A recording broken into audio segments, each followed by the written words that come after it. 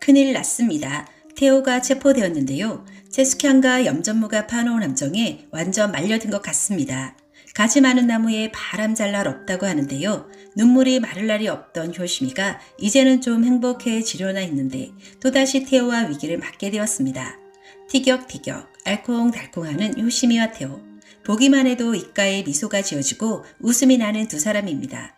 이 위기를 어찌 극복할 수 있을지 많은 관심이 쏠리고 있습니다. 태호가 횡령 혐의로 긴급 체포되었다는 소식에 효시미는 태호 씨는 절대 그럴 사람이 아니라며 태호에 대한 강한 신뢰를 드러냅니다. 한편 강태민 또한 효시미를 몇 년 동안 마음속으로 짝사랑을 했었는데요. 구치소에 있는 몇 년 동안 효시미를 마음에 품고 있었습니다. 강태민은 지금껏 살아오면서 스스로 무언가를 선택한 적이 단 한 번도 없었습니다. 미술에 재능이 있고 미술을 하고 싶었으나 태산그룹 후계자로 경영 수업 받기를 원하는 최숙현 때문에 어쩔 수 없이 자신이 좋아하는 그림을 포기하고 본격적인 후계자 과정을 밟았습니다. 하지만 강태민은 다른 건 다 부모 뜻대로 했지만 자신의 결혼만큼은 자신이 선택할 거라고 강하게 엄포를 넣습니다.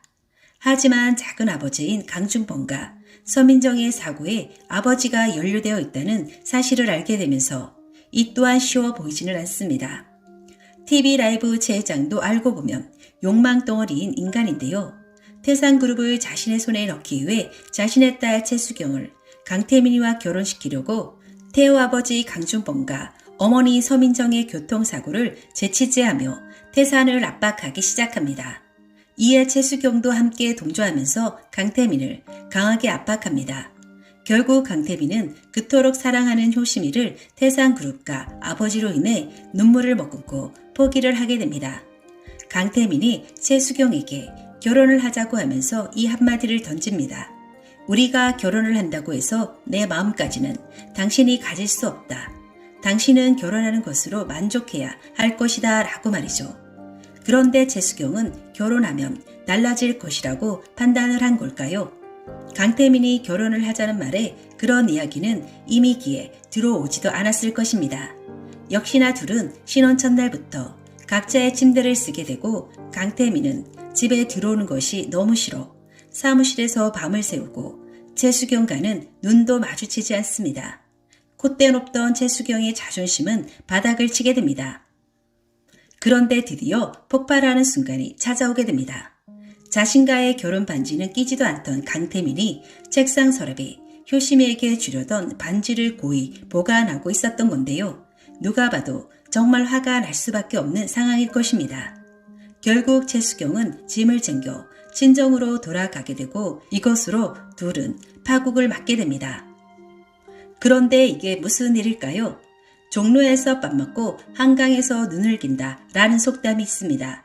자신의 결혼 생활이 깨진 것을 효심이에게 화풀이를 하는데요. 최수경은 씩씩거리며 효심이가 있는 피트니스 센터에 쳐들어오고 다짜고짜 너 때문에 우리 결혼 생활이 깨졌다라며 효심이의 따귀를 때립니다.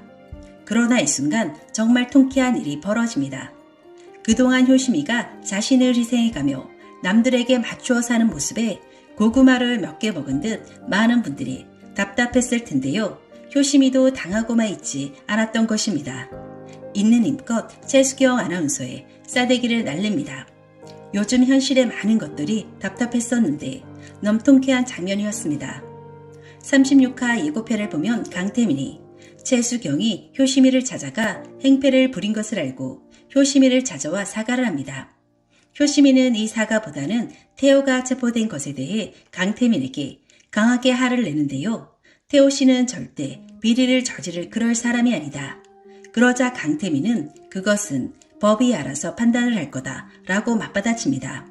이에 질세라 효심은 가족이 먼저 믿어줘야 하는 거 아니냐라며 눈물로 강태민에게 항의 아닌 항의를 합니다.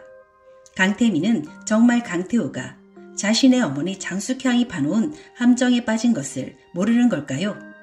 절대 아니라고 보는데요. 왜냐하면 장숙향이 강태호에게 처음 장학재단을 맡겼을 때 강태민은 진심으로 강태호에게 장학재단을 맡지 말 것을 조언합니다. 그러나 강태호는 자신이 너무나 사랑하는 할머니의 정신을 기리기 위해 강태민의 만류에도 침울하게 됩니다. 그러나 이번 강태호의 긴급 체포는 장숙향이 넌 무리수를 두는 것으로 보입니다. 무리수를 두게 만든 포인트는 두 가지입니다. 첫 번째는 최수경이 강태민과 불화로 친정으로 돌아가자 장숙향은 TV 라이브 제회장이 자신의 딸이 태산에서 냉대 당한 것에 분노해 절대 가만히 있지 않을 것이라고 판단한 것입니다. 두 번째는 태산 내에서 최명희가 살아있다는 소문이 돌기 시작하자 불안을 느낀 겁니다. 그래서 최명희에게 당하기 전에 자신이 먼저 선수를 쳐야 한다는 판단이 있었던 겁니다. 결국 강태민이 해상에 취임하는데 가장 방해가 되기에 사사건건 시비를 거는 태호를 제거하기로 마음을 먹은 겁니다. 사실 장숙향이 강태호를 치기 위해 염전무에게 지시를 내릴 때 염전무가 상당히 고민하는 듯한 모습을 보이면서 이런 말을 합니다. 이거 잘못해서 일이 커지게 되면 본인들도 큰 타격을 받을 수 있다라고 말이죠. 아마도 페이퍼 컴퍼니 때문일 것입니다. 그런데 최숙향은 생각보다 두뇌가 그리 뛰어난 사람은 아니었던 겁니다. 자신이 판 함정에 태호가 말려든 것에 모든 것이 다 끝났다는 듯이 즐거워하고 있습니다. 사실은 최명희가 판 함정에 최숙향이가 말려들고 있는 건데 말이죠. 이 장면도 많이들 기억하실 겁니다. 최명희가 TV 뉴스에서 강태호가 장학재단을 맡고 있다는 뉴스를 보고 소스라치게 놀라며 이건 함정이라고 태호를 당장 미국으로 돌려보내야 한다며 이야기를 합니다. 다음날 최명희는 장숙향에게 전화를 걸어 노발대발합니다. 태호에게 무슨 짓을 하는 거냐며 당장 그만두라고 태호를 건드리면 세상에 너가 한 짓을 다 터뜨리겠다라며 가만히 있지 않겠다고 엄포를 놓습니다. 이후 최명희는 태호를 장숙향이 한 데서 보호하기 위해 더 이상 숨어 있어서는 안 된다고 판단하고 본격적인 행보에 나서게 됩니다. 그중 한 사람이 바로 TV 라이브 최 회장입니다. 최 회장은 최명희가 전화를 걸자 소스라치게 놀라며 누구냐고 장난하는 거 아니냐고 합니다. 결국 최명희와 최 회장은 만남을 갖게 되고 최명희는 최 회장의 비리 증거로 카리스마 넘치는 말로 압박을 하며 애들 이혼시키고 최숙향이가 아닌 자신과 일을 할 것을 제안합니다. 최 회장은 최명희의 둘째 아들 강준범 교통사고를 언론을 이용해 재조명하면서 장숙향을 압박하고 최명희는 이사들과 함께 최숙향의 비리 증거를 모으고 페이퍼컴퍼니 자료를 검찰에 제출합니다. 또한 그동안 강태호가 재벌 3세라는 이유로 효심이와 교제를 반대하던 여성은 강태호가 효심이를 진심으로 아끼고 사랑하는 걸 알고 강태호의 무죄를 증명하기 위해 나서게 될 것으로 보입니다. 한편 태호의 구속으로 눈물이 마를 날이 없는 효심이를 안타깝게 바라보던 최명희는 자신이 죽은 강태호 할머니 최명희라고 사실대로 밝히는데요. 그동안 있었던 일들을 이야기하며 자신이 태호를 구해낼 방법을 다 준비해 놓았으니 걱정하지 말라고 다독입니다. 효심이는 태호 구치소 면회를 가며 서로 애틋한 마음을 전합니다. 결국 이 모든 것이 다 장숙향의 계략이었음이 밝혀지며 태호는 구치소에서 석방되게 될 것입니다. 36회에서는 장숙향과 강태호, 최명희의 본격적인 대립이 시작될 텐데요. 점점 더 흥미를 더해가는 효시민의 각자도생입니다. 오늘 영상은 여기까지입니다. 구독, 좋아요 눌러주시면 감사드리겠습니다. 더 재미난 스토리로 찾아오겠습니다.